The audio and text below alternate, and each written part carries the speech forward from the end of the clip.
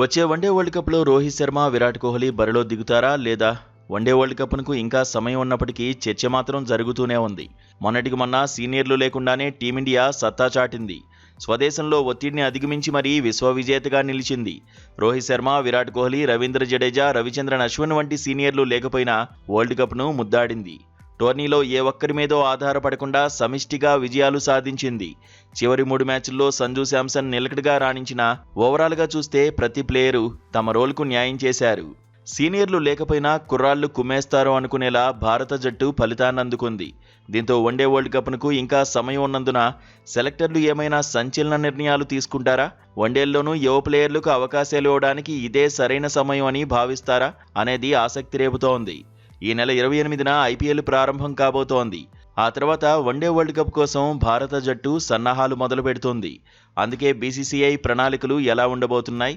One day world cup ప్రణాళికల్లో roko ఉంటారా లేదా అనేది హాట్ టాపిక్ అవుతోంది.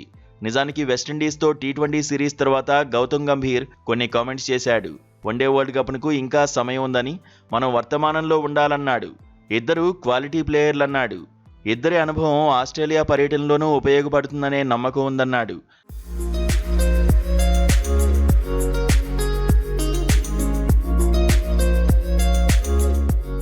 అయితే ఆస్ట్రేలియా టూర్లో రోకో ఇరగదీశారు.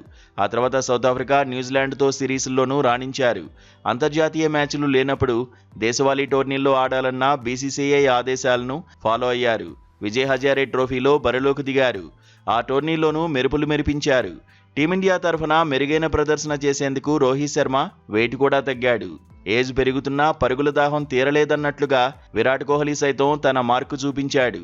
చివరిగా బరిలో దిగిన 10 మ్యాచ్ల్లో 4 సెంచరీలు సాధించాడు. సౌత్ ఆఫ్రికా, ఆస్ట్రేలియాపై రోహిత్ కూడా రాణించాడు. దశాబ్దాలుగా టీమిండియా బ్యాటింగ్ ఆర్డర్లో రోకో పిల్లర్స్లా ఉంటున్నారు. అయితే వన్డే వరల్డ్ కప్లో ఇద్దరిని ఆడించాలని మాజీలు సూచిస్తున్నారు. సౌత్ ఆఫ్రికాలో రోకో అనుభవం అడ్వాంటేజ్ అవుతుందంటున్నారు. అదే సమయంలో ఇద్దరి ఫ్యూచర్పై క్లారిటీ ఇవ్వాలంటున్నారు. వన్డే వరల్డ్ కప్ ప్రణాళికల్లో ఉంటే క్లియర్గా చెప్పాలంటున్నారు. అలాగైతేనే స్వేచ్ఛగా ఆడే అవకాశం ఉంటుందంటున్నారు.